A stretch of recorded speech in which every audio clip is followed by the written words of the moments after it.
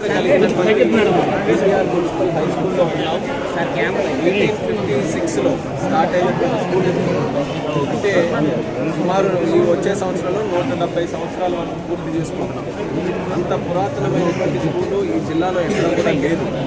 మొట్టమొదటి స్కూల్గా అవలంబించినటువంటి NTR municipal high స్కూల్ని మరింత డెవలప్ చేయాలనే ఆలోచనతో గతంలో ఎన్నో సంవత్సరాల నుంచి ఇక్కడికి వస్తున్నాం. ఇక్కడ అనేక కార్యక్రమాలు చేపట్టాం. అందులో ఒక మోస్ట్ ఇంపార్టెంట్ ఇక్కడ ఉన్న ఎల్ఎంఐ స్టూడెంట్స్ అందరూ కూడా రిక్వెస్ట్ చేసింది, ఇంత చరిత్ర ఉన్న స్కూల్లో ఒక మంచి ఆడిటోరియం కూడా ఉండాలి.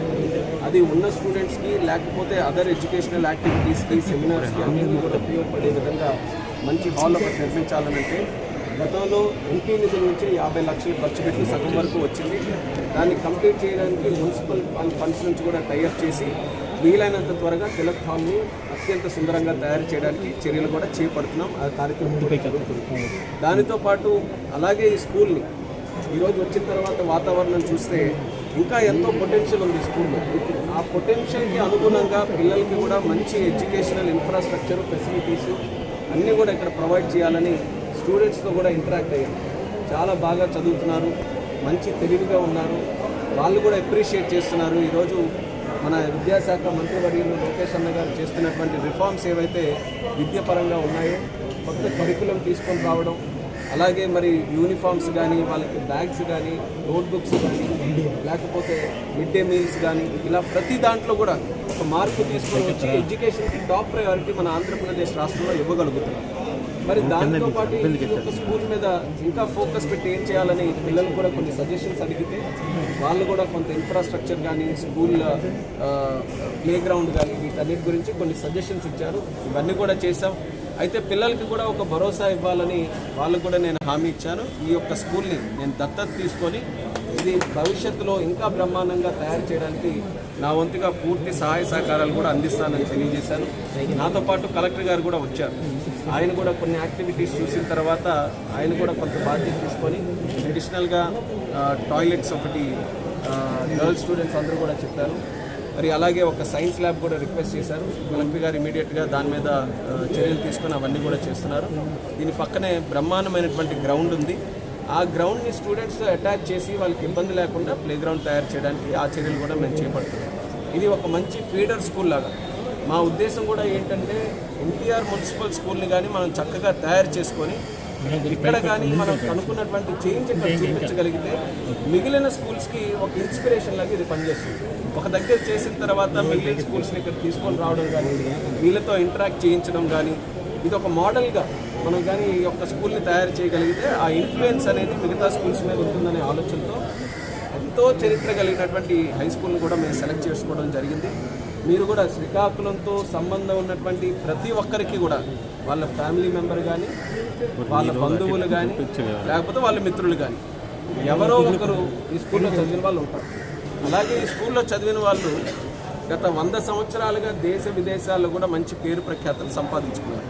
అలాంటి స్కూల్ని మనం గౌరవించుకొని ఆ లెగసీని మనం కంటిన్యూ చేయాలి. అందుకని ఈరోజు కేంద్ర మంత్రిగా ప్రత్యేక బాధ్యత తీసుకొని ఈ స్కూల్ డెవలప్మెంట్ మీద దృష్టి పెడుతున్నాం. దానితో పాటు ఈరోజు మున్సిపాలిటీ నుంచి కూడా ప్లాస్టిక్ రహిత స్కూల్స్ అనే క్యాంపెయిన్ కూడా స్టార్ట్ చేశారు.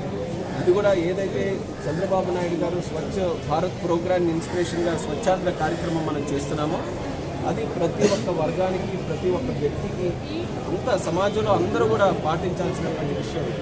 అందులో స్కూల్ స్థాయిలోనే పిల్లలకి కానీ స్వచ్ఛాంధ్ర మీద స్వచ్ఛ భారత్ మీద కొంత అవగాహన మనం కల్పిస్తే జీవితాంతం కూడా ఒక పక్కన పర్యావరణాన్ని అలాగే సమాజాన్ని పరిశుభ్రంగా ఉంచడానికి వాళ్ళ పాత్ర ఎంతో ఉంటుంది. దానికోసం ఈరోజు ప్రత్యేకంగా ప్లాస్టిక్ ఫ్రీ స్కూల్స్ అనే క్యాంపెయిన్ కూడా మనం స్టార్ట్ చేశాం. అది కూడా నేను కోరుతున్నాను అందరూ కూడా ఇందులో ఇన్వాల్వ్ అయ్యి స్కూల్స్ దగ్గర నుంచి పరిశుభ్రతని మనం చాలా ప్రాముఖ్యంగా తీసుకొని ఆ సబ్జెక్ట్ని మాత్రం మనం ప్రమోట్ చేయాలి. మనకి శానిటేషన్ ప్రాపర్గా ఉంటే హెల్త్ బాగుంటుంది, హెల్త్ బాగుంటే ఆలోచనలు అన్నీ కూడా బాగుంటాయి, కార్యక్రమాలు కూడా బాగుంటాయి. సో అది కూడా మనం ఖచ్చితంగా తీసుకోవాలి. దానితో పాటు ఈరోజు అదనంగా కొన్ని పార్క్స్ విజిట్ కూడా పెట్టుకున్నాం. శ్రీకాకుళంలో కార్పొరేషన్ అన్నా అర్బన్ ఏరియా అన్నా సరే తగ్గిపోతున్నటువంటిది ఏంటంటే గ్రీన్ కవర్, పచ్చదనం అనేది ఈ కట్టడాలు ఎక్కువ అవడంతో అర్బన్ ఏరియాలో కంజెస్ట్ అవ్వడంతో గ్రీన్ స్పేసెస్ అన్నీ కూడా తగ్గిపోతున్నాయి. గ్రీన్ స్పేసెస్ తగ్గిపోవడం సంస్థలతో కూడా మాట్లాడుతున్నాం. ఒక్కొక్క పార్క్ని దాని ఏరియాకు అనుగుణంగా ఏ రకంగా మనం డెవలప్ చేయొచ్చు, పిల్లలకి వృద్ధులకి వాళ్ళకి ప్రయారిటీ ఇచ్చి వాళ్ళు ఎక్కువగా ఉపయోగించుకునేలాగా ఈ పార్క్స్ ఎలా క్రియేట్ చేయొచ్చు అనేది దాని మీద కూడా దృష్టి పెట్టి చేస్తున్నాం. అలాగే ఈరోజు మరొక ముఖ్యమైనటువంటి ప్రోగ్రామ్ నేను అటెండ్ అవుతుంది స్వాభిమాన్ ప్రోగ్రామ్. స్వాభిమాన్ అనేటటువంటిది మన జిల్లాలో ప్రత్యేకంగా జరుగుతున్నటువంటిది. దీనికి మన కలెక్టర్ గారు సఫల్ గారికి అభినందనలు కూడా తెలియజేయాలి. మన జిల్లాలో ఉన్నటువంటి దివ్యాంగులు రెగ్యులర్గా మనం చూస్తుంటున్నాం, ఎవ్రీ మండే కూడా ఒక గ్రీవెన్స్ వస్తే గ్రీవెన్స్లో జిల్లాలో ఉన్న సమస్యలు ఉన్న ప్రతి ఒక్కరు కలెక్టరేట్కి వస్తున్నారు. అందులో దివ్యాంగులు చాలా ఇబ్బందులు పడుతున్నారు. స్కూల్లో ఉండడం, గంటలు వెయిట్ చేయడం, లేకపోతే బయట కొన్ని సందర్భాల్లో వాతావరణం బాగోలేకపోతే దాని తాలూకు ప్రభావం కూడా వాళ్ళ మీద పడడం ఎన్నో సందర్భాల్లో చూశాను. ఒక కార్యక్రమం దివ్యాంగులకు సంబంధించి చేస్తున్నప్పుడు నేను సజెస్ట్ చేస్తే అది సీరియస్గా తీసుకొని కలెక్టర్ గారు కూడా స్వాభిమాన్ ప్రోగ్రామ్ అని పెట్టి ప్రతి నెలలో ఒక రోజు, ఒక శుక్రవారం, థర్డ్ ఫ్రైడే కేవలం దివ్యాంగుల కోసమే ఒక గ్రీవెన్స్ పెడుతున్నారు. దాని ప్రభావం కూడా ఎంతవరకు వచ్చిందనంటే ఆ కార్యక్రమం ద్వారా సుమారు 15 మందికి ఉద్యోగాలు ఇవ్వగలిగారు.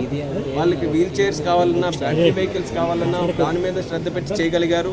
అదనంగా ఎక్కడైనా సరే బిల్డింగ్లో వాళ్ళకి కావాల్సినటువంటి ఇన్ఫ్రాస్ట్రక్చర్ తాలూకు సమస్యలు ఏమైనా ఎవరి ద్వారా అయినా వస్తే దాన్ని కూడా అడ్రస్ చేయగలిగారు.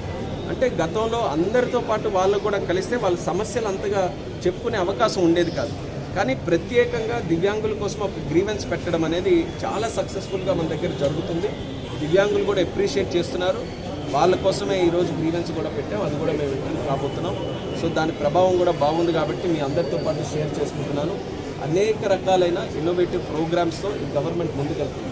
పరిపాలన అనేది చాలా రకాలుగా చేయొచ్చు, కానీ మంచి పరిపాలన చేయాలి, సుపరిపాలన చేయాలి, అకౌంటబుల్గా, ట్రాన్స్పరెంట్గా, పద్ధతిగా ప్రజల వద్దకే పాలన తీసుకొని రావాలనేది మా గవర్నమెంట్ తాలూకా ఎజెండా.